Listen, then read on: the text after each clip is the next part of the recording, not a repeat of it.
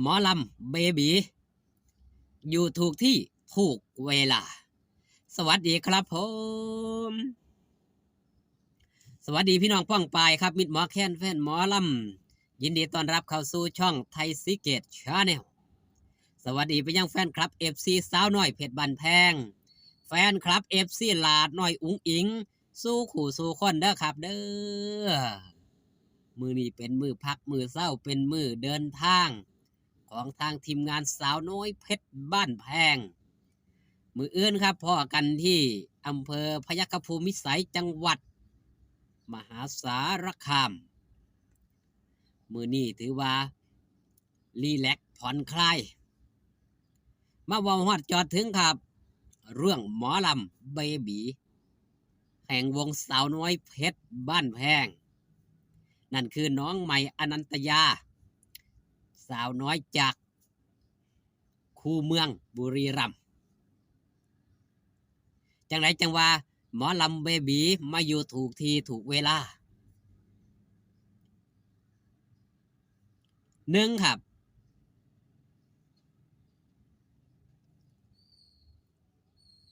น้องใหม่อนันตยาเนี่ยได้เข้ามาอยู่สาวน้อยเพชรบ้านแพง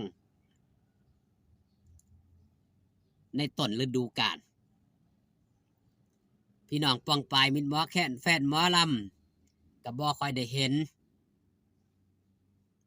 เพราะยังครับไปอยู่ในช่องน้อยบ่ได้อยู่ในช่องใหญ่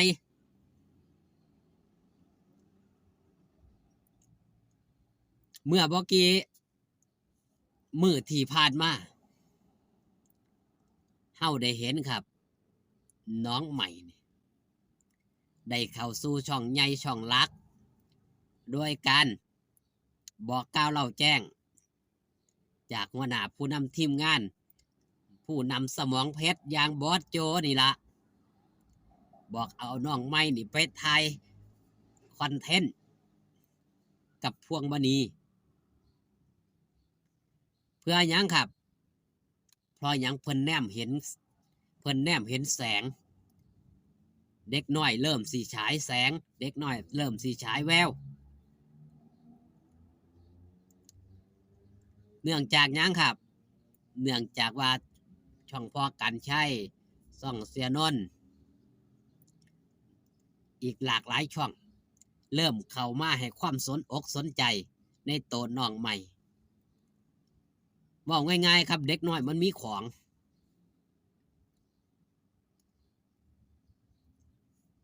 ผู้นำพิมพ์งานอย่างบอสโจเพิ่นแนมเห็นว่าเด็กคนนี้อาจสิไปไกลสิสามารถปั้นได้แต่งได้ในอนาคตถือว่าเป็นเด็กน้อยอายุ13 ปีลูกหลานหมู่เฮาเจ้าคอยหลายผู้หลายคนนอนบ่ทันตื่นได้ครับต้องปลุกไปโรงเรียนต้องแบมือขอเงินพ่อแม่อยู่เลยถือว่าน้องใหม่อายุ13แต่สามารถหาเงินเลี้ยงครอบครัวได้ด้วยโตของเจ้าของเองถึงแม้ว่าอายุยังน้อยก็ตามครับค่อยหาประสบการณ์ไปเรื่อยๆอยู่กับผู้ใหญ่ที่มีความรู้อยู่กับผู้ใหญ่ที่มีวุฒิภาวะซอยแนะนำซอยสั่งสอนซอยตักเตือนในสิ่งที่บ่ดิบบ่ดีนี่เชื่อว่าอนาคตเด็กน้อยคนนี้ไปไกลมาอยู่ถูกที่มาอยู่ถูกเวลา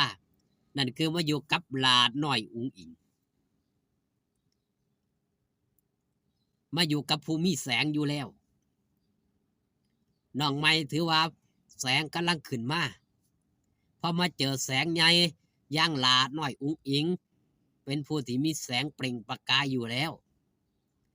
มีแสงสาดส่องไปหาผู้นั้นดูนี่ผู้นี้อยู่แล้วให้แต่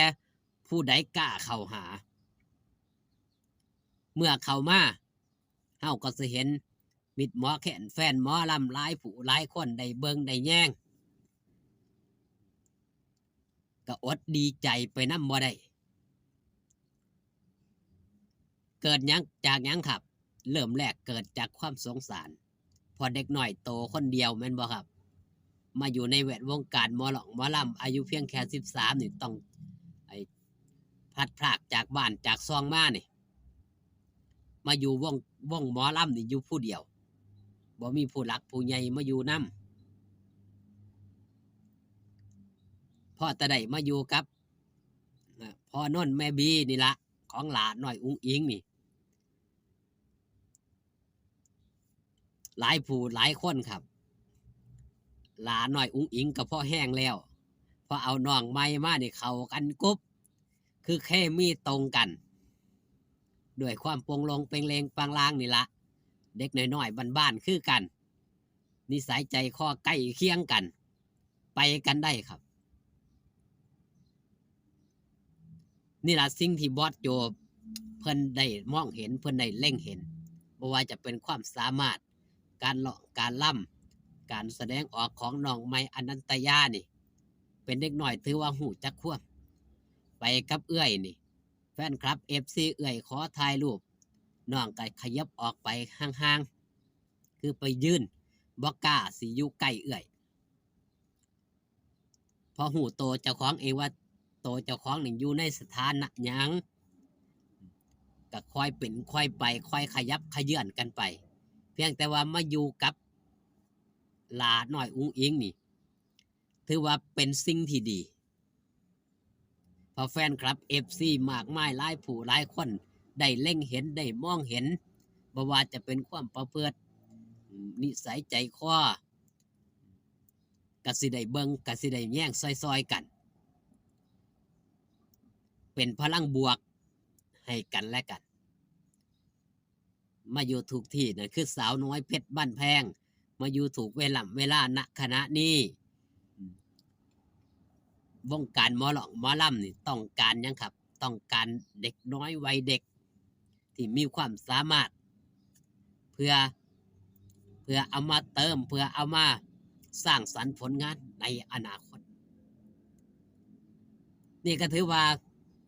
เป็นโอกาสที่ดีของน้องใหม่ที่ได้รับโอกาสจากผู้หลักผู้ใหญ่บ่ว่าจะเป็นบอสโจบ่ว่าจะเป็นลาหน่อยอุ้งอิงให้การสนับสนุนมิตรหมอแคนแฟนหมอลำมาตุ่มมาโฮมมาซอยกันเพื่อผลักดันเด็กหน่อยคนนี้อนาคตสิเป็นไปจังไรนั่นขึ้นอยู่กับโตน้องใหม่เองสิ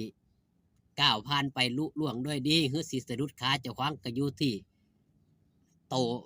น้องใหม่เองเป็นกำลังใจให้กันและกันครับคลิปนี้ฝากตอนเอาไว้แต่เพียงซ้ำนี้อยู่ดีมีแห้งสู้ขู่สู้คนครับพ่อกันคลิปหน้าสบายดีครับผม